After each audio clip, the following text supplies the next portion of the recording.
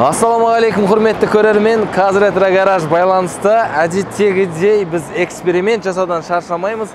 Міне бүгін ұйқымыз қанбаған таңызаңмен тұрып, бір кісіні қуантқалы жатырмыз. Бұл эксперименталды видео. Автомирмен келісіп, біз мүлде танымайтын кісінің көлігін танымастай өзгертіп беруге қазір кетіп бара жатырмыз. Қаланың сыртына, ауылға. Ана кісіні не себепті екенін, неге оны таңдадық, барлығын сіздерге осы шығарылым барысында айтатын боламыз. Ендеше бізбен бірге болыңыздар. Бүгін өте қызықты күн болады. Кет.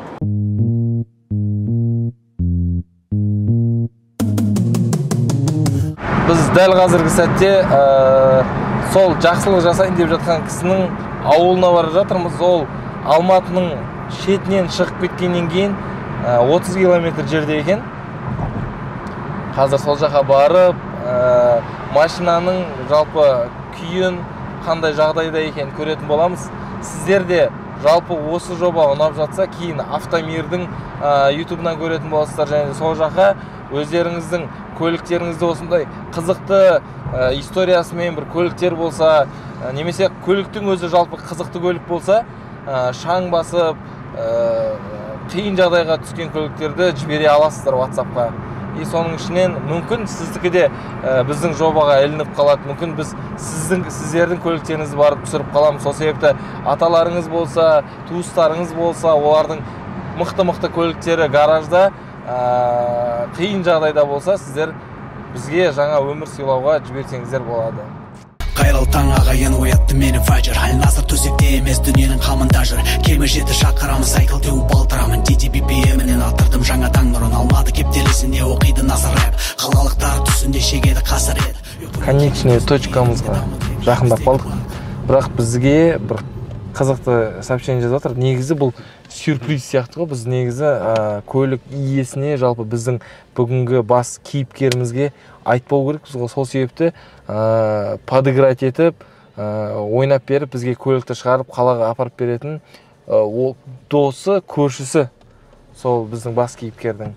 Сол көршісі қазір бізге жаман хабар жеткізіп отыр. Ол кісі үйде жүр екен деп. Қалай болғандай машинаның иесі? Машинаның қазір үйде деп отыр, Кән аудионы тыңдатшы. Короче, қызыққандай бүгін қазір мұнасан үйде жүрсіз. Понимаешь па? Сен хозяин. Соны енді білмеймін, ол жаңа ұят машинаны жуып қойын апарып, мойкаға жуып кірем дейді. Мен жуман деп, короче. Пиздес болды маған мен. Пиздес машинаға депші. Братан, үйде болғаны пиздес екен, братан, это да. В общем, үйде болып, қазір енді үйден бір бәле шығар деп айттық. Соны шығаруға кетті енді қазір. Біз әдей жай келе жатырмыз қазір. Алтын күн сәулесі көрінді шығыстан. Оянды қалың ел қалмау үшін жұмыстан. Ерінбей еңбекке тоқ жүреді қарының. Ісіңде адал бол, ұлық жүрі қылмыстан. Қолына бейдалса. Ассалаумағалейкум. Машина қайда? Машина гаражда тұр. Өзі білмейді. Өзі білмейді хозяин. Қалай жібердіңіз? Енді айттық, попросит еттік қасында браттаға. Ала кетіңіздер деп. Ол кісі бүгін мейрам арыз айтты, онан кейін осында қалған ғой. Үйде ма? Түске дейін де. Машинаны жуам деймін ғой, маған жуып берейін дейді. Ұят. Ол біраз болып тұрған, айдаған жоқпын дейді. Жұмыста жүрген өзі. Постоянно поляда жүреді. Короче, бізге көмектесіп жатқан көршісі алып кетем деген ғой машинаны қалаға, барып келейін, барып машинаны бере тұр деп. Сөйтсе жуып берейін машинаны деп те. Машинада тау сондай жағдайда тұр ғой қазір.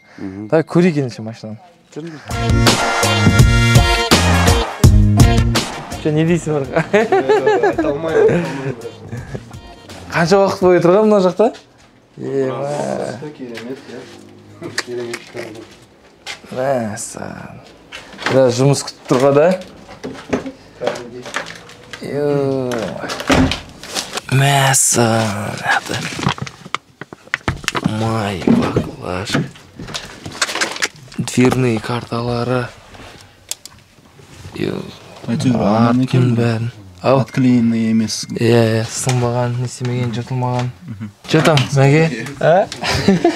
Бұл кісі айттым ғой, азынай шешім жұмыста осындай көлігін ұзақ айдамайды, көп айдамайды, бірақ қатты жақсы көргеннен кейін 10 жыл бойы айдап сатпаған, өзінің жақсы көретін көлігі болғандықтан біз осындай жақсылық істейін деп жатырмыз.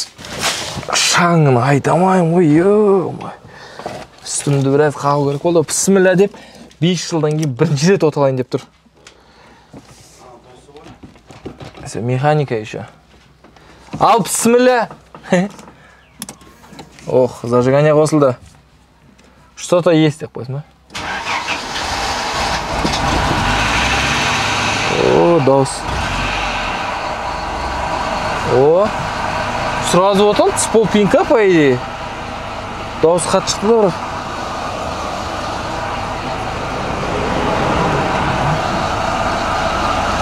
О, фарасы қосылды. Бір шама жұмыс күтіп тұрғы жігіттерді. Мұнаның бәрі деген страшно ғой, ё-мая. Ана жыртылған жерлерін жапсырып, мынаншы деген. Ё-мая. Маған ең бастысы соңында біз бүкіл жұмыстарды істеп біткеннен кейінгі эмоциясы қалай болатыны қызық болып тұр, по идее, ана кісінің бар ғой. Машинасын жап жаңа кәдімгі салоннан шыққан сияқты көрген кезде түрі қандай болады екен, сол қызық болып тұр. Айтам ой.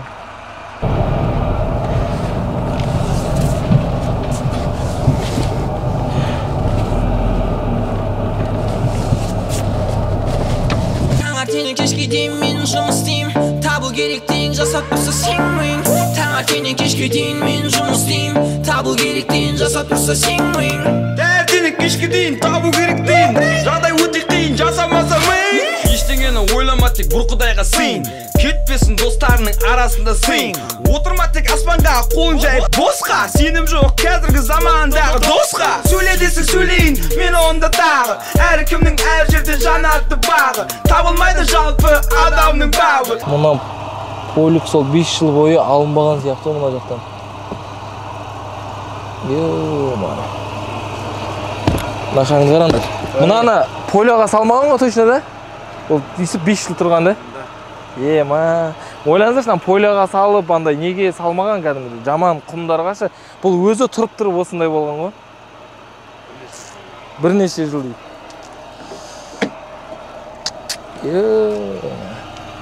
Мен бәрін орнына келтіріп, динамиктарын іліп, жыртылғандарын бәрін шығарып. Айын бәрін алып, Мұна роликтен, мен үстіме шаң ғой. Мұна роликтен сіздер ләззат алайын деп тұрсыздар, кайфовать етіп қарайын деп тұрсыздар ғой да. Құдай қаласа. Қайдан алған негіз бұл машинаны? Бұны негізі 10 жыл бұрын Германиядан айдап келген. Германиядан 10 жыл бұрын. Германиядан осы. Хозяин осы өзі. Германиядан келатқан кезде мынандай болып кетем деп ойламады ғой примерно. Покрышкаларда міне қол тимейді ғой. Ауыстыруға ма? Ағамыздың зимний покрышкамен әлі тұр. Летний покрышка Германиядан салып жіберді жақында. Соны салуға уақыт жоқ қой бұл кісінің. Уақыт жоқ қой, олар тұр бірақ там іште. Жұмыста. Германиядан кім жіберді сонда, өзі сияқты алмайды? Досы? Досы бар. Кішкентайынан бала кезінен өскен досы бар. Аты кім досын? Витя еді. Точно есімде. Неміс па или орыс па? Орыс, осы жақта, осы ауылда өскен ол кісі. Сөйтіп кетіп Германияға кетіп қойған ба? Жаным ау, Германиядан келетін кезде ойламады ғой, мынандай боламын деп, гаражда отырамын деп. Базар жоқ. Все, Германиядағы кейпіне қайта келтіреміз Құдай қаласа, да?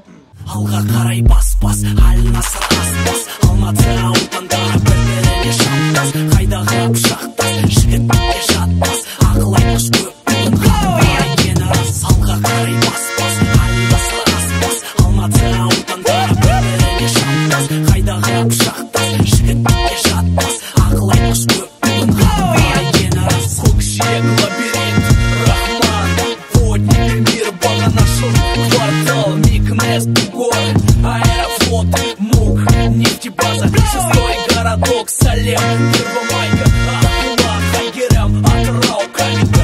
Что там қалай екен? Өрейінде тұр ма? Жақсы онда. Май жемей ма? Жемейді? Просто бетін бәрі.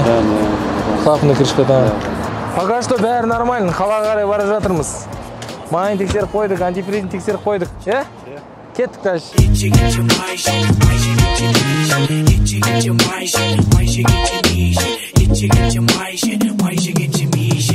ары қарай енді полностью барынша процессті көретін боласыздар да. Марқа, өздеріңе табыстадым. Кайф болатын сияқты қорытындысы. Мен бұл машинаның соңғы нәтижесін уже көріп тұрмын деп айтсам болады. Примерно, да. Істеп жүргеннен кейін, бірақ мына машинаны біз заводтан шыққандай болуға тырысамыз ғой. Барынша да. Мен танымай қалатындай болсын да. Мен арасында өзім келіп тұрам, и вообще в целом иесін мұнарды қуантайық та мұнар кісіні. Шок болатын сияқты. Шок контент деп қойсын. Все. Құрметті Каз Ретро Гараж көрермені. Біз бұл көлікті жасар алдында жалпы бұл шығарылым және де бұл көлікті жасап шығару оңай болады деген қате ойда болған екенбіз. Себебі көлікті жасау барысында қаншама қиындықтарға тап болғанымызды көрсеңіздер, ол разбордан детальдарын іздеу, ол шіріген жерін басынан варит етіп, басынан барлығын кузовщикті шақырып жасау, ол қанша жыл бойы тұрған мусорды, мынау камерадан тек сыртындағы мусорларды беріп жасақ, ішкі мусорларды, кабраланның астындағы жиналып қалған мусорларды айтып жеткізу мүмкін емес. Соның барлығын тазалап, одан кейін барлығын болғаннан кейін сыртына қараған кезде сыртының барлығы сырылып, полировкасыз болмайтынын көріп, қаншама қиындықтардан өтіп, қалай біз полировка жасамаймыз деп, легкий полировка жасап, барлығын болғаннан кейін қожайынның эмоциясы қандай болады екен деген бізде сұрақ туындады. Сол себепті осының барлығын көргім келеді, және де біздің контент ұнап жатыр деген ойдамыз. Барынша тырысып жатырмыз сіздерге қызықты әрі де андай үйренетін нәрселер болсыншы деп біздің каналда, және де сол себепті толыққанды мына машинаға қаншалықты нәрселер жасалды, не жасалды, қалай жасалғанын толық көрсетіп шығуға тырыстық. Бірақ ол екінші бөлімде, ал екінші бөлім уже каналға салынып қойды. Төменде описанияда Автомирға арнайы канал аштық. Сол жақта екінші часть, және де десертке соңында көлік иесінің эмоциясы, қалай көлікті қабылдағаны, көрген кезде қандай шок состояниеде болғаны туралы полностью екінші бөлімде. Дәл осы видеоның, осы аудидің, ал екінші бөлім описанияға өтіп, срочно барып көріңіздер. Сол жақта жолыққанша кеттік.